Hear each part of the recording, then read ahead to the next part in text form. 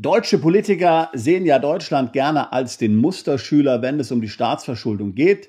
Im Vergleich zum Bruttoinlandsprodukt scheint Deutschland tatsächlich viel geringere Schulden zu haben als so manches andere wichtige Land. Tatsächlich aber hat Deutschland gigantische, hohe, verborgene Schulden, die in dieser Statistik nicht auftauchen. Was es damit auf sich hat und warum diese Zahlen so bedrohlich sind, damit wollen wir uns in diesem Video einmal auseinandersetzen. Noch ein kurzer Hinweis in eigener Sache. Ende September 2024 findet in London für 2 Tage unser Seminar Ruhestand im Ausland statt. Ich würde mich freuen, dich dort begrüßen zu dürfen. Da geht es um genau diese Themen, die wir auch in diesem Video ansprechen. Wie kannst du dich vor dem Zugriff der EU schützen? Wie kannst du dein Vermögen in Sicherheit bringen, für das du dein ganzes Leben lang ja hart gearbeitet hast? Wie kannst du es jetzt erreichen, dass dieses Vermögen dir nicht vom gierigen Staat weggenommen wird, der den Sozialstaat hier weiter aufblähen wird, der eine Energiewende finanzieren will, der die Deindustrialisierung vorantreibt? Wie kannst du Sorge dafür tragen, dass du nicht derjenige bist, der dafür bluten muss? Das werden wir bei unserem Seminar in London ganz konkret ansprechen. Wo sind Länder, in die du umziehen kannst als Ruheständler, als Vorruheständler? In welchen Ländern gibt es attraktive Doppelbesteuerungsabkommen, sodass deine Ruhestandsbezüge vielleicht nur sehr gering oder gar nicht besteuert werden, inklusive auch Einmalzahlungen? Wie kannst du Konten und Depots im Ausland eröffnen, im Nicht-EU-Ausland wohlgemerkt, um sie hier vor dem EU-Vermögensregister einer möglichen EU-Vermögensteuer in Sicherheit zu bringen? Wenn das Themen sind, die für dich interessant sind, dann würde ich mich freuen, dich in London zu sehen. Wie immer kann dein Ehepartner, Lebenspartner, Geschäftspartner oder eine andere Begleitperson kostenlos mitkommen. Das werden ein paar schöne Tage in London werden. Ich würde mich freuen, dort mit dir zusammen zu sein. Deutsche Politiker sind ja gerne ein bisschen arrogant, wenn es um andere Länder geht. Länder, die angeblich mit Geld nicht so gut umgehen können. Man denke an Griechenland, Spanien, Italien und andere südeuropäische Länder oder gar die USA, Frankreich oder Großbritannien. Dann werden oft Grafiken und Statistiken wie die folgende hier gezückt. Das ist die Webseite Statista. Hier sind die 20 Länder mit der höchsten Staatsverschuldung im Jahr 2023 in Relation zum Bruttoinlandsprodukt aufgeführt. Was man sofort sieht, ist, dass Deutschland gar nicht mehr in dieser Liste auftaucht. Ja, aber dazu in einem Moment. Hier sehen wir also, Griechenland hat Schulden in Höhe von 168% des BIP, Argentinien 154, Italien 137, Frankreich 110, Spanien 107, Kanada 107, Belgien 104, Großbritannien 101 und die USA hatte ich noch vergessen, sagenhafte 122% des Bruttoinlandproduktes. Deutschland, wie gesagt, taucht in dieser Statistik gar nicht auf, denn die deutsche Verschuldung ist tatsächlich offiziell nur rund 70% des BIP, ungefähr 2,5 Billionen Euro. Hier also weit abgeschlagen, wenn man sich diese anderen Länder hier anschaut, die jeweils alle über 100% des BIP sind. Nun ist die große Frage, ob tatsächlich diese 70% des BIP ein realistisches Bild abgeben, wenn es um die wirkliche Staatsverschuldung geht. Und da haben viele Experten ihre Zweifel dran. Zum Beispiel hat die Chefökonomin der Zeitung Welt vor kurzem einen Artikel verfasst, der dort lautet: Deutschlands wahre Verschuldung ist gigantisch. Deutschlands wahre Verschuldung ist gigantisch, genau. Auch hier wieder zitiert sie, dass ja offiziell die deutsche Entschuldung moderat zu sein scheint.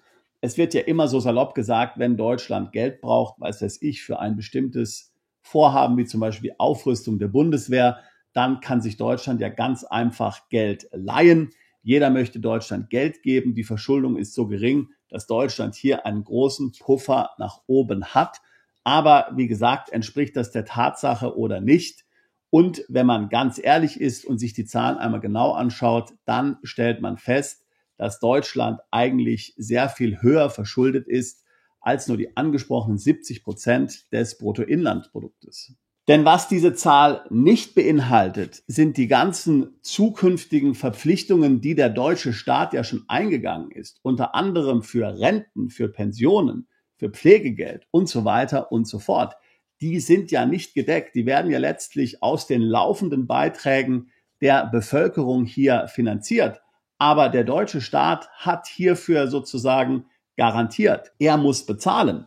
Und wenn es hier weniger Einkünfte gibt, zum Beispiel durch eine schrumpfende Bevölkerung, Arbeitslosigkeit oder was auch immer, dann ist es der deutsche Staat, der hier letztlich dafür haften muss. Und hier haben wir jetzt überhaupt nicht die ganzen Risiken berücksichtigt, die sich ja aus der EU ergeben. Auch hier steht ja Deutschland tatsächlich vielfach mit in der Kreide. Hier bürgt Deutschland, hier garantiert Deutschland, hier ist Deutschland sozusagen verpflichtet, auch für andere Staaten zu zahlen, entweder rechtlich oder auch nur moralisch. Man will ja nicht den Untergang der EU provozieren.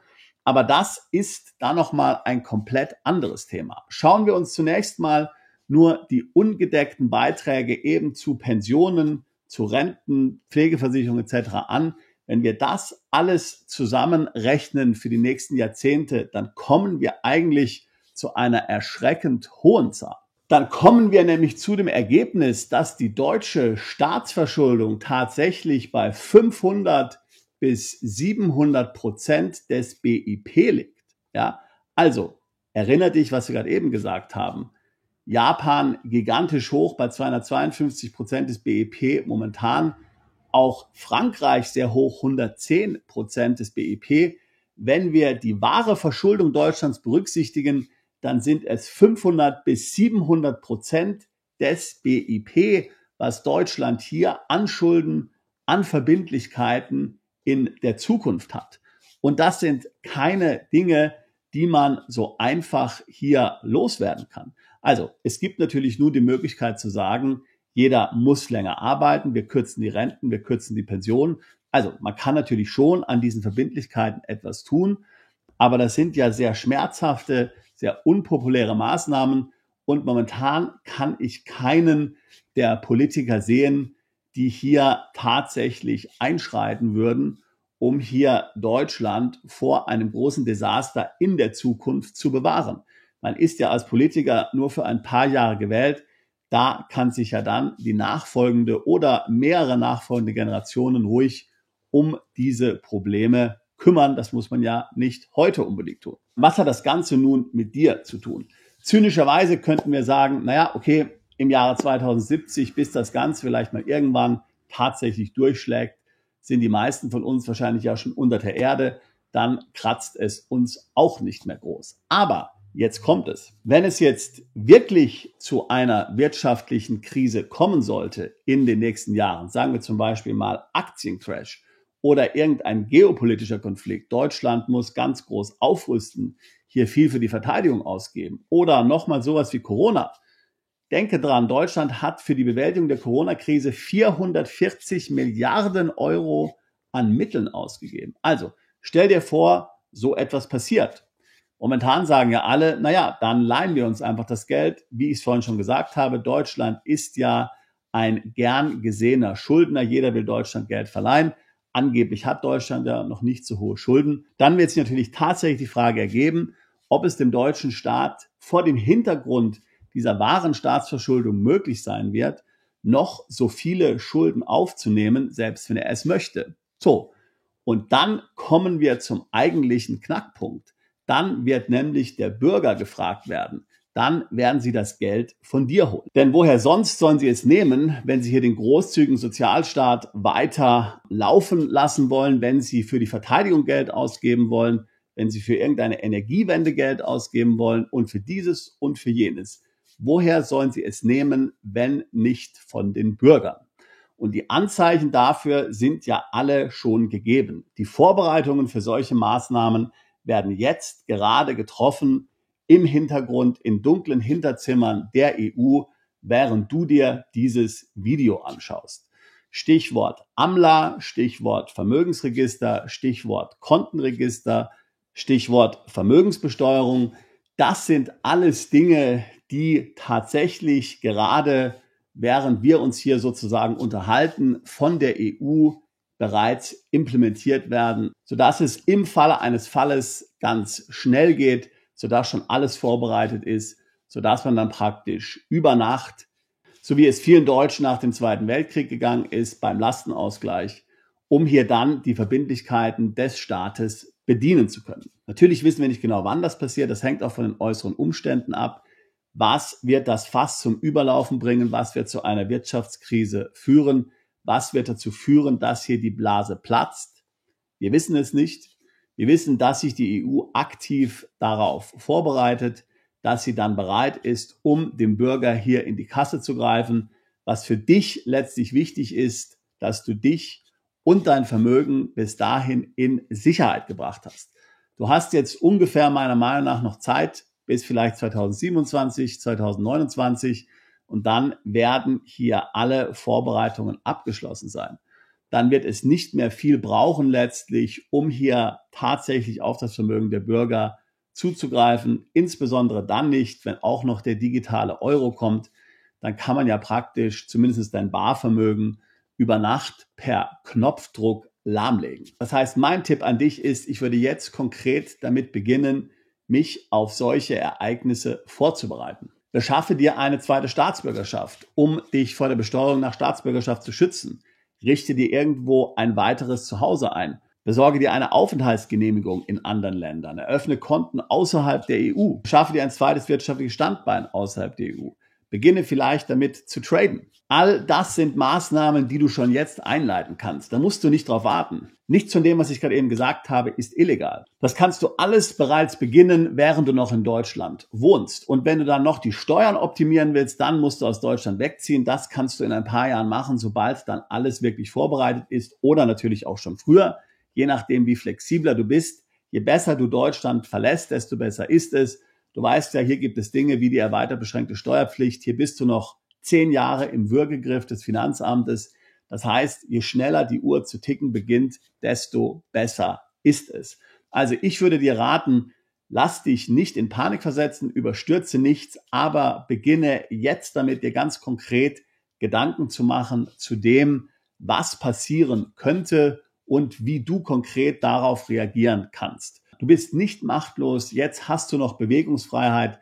Wie lange du aber diese noch haben wirst, das lässt sich nur schwer beurteilen auf Basis dessen, was wir heute wissen, was bereits vorbereitet wird. Wenn eine mögliche Auswanderung, ein Plan B, Steueroptimierung im Ausland, Vermögensschutz im Ausland auch für dich Themen sind, die dir wichtig sind, dann würde ich mich freuen, mit dir ein Beratungsgespräch zu führen. Link packe ich hier in die Beschreibung dieses Videos mit hinein.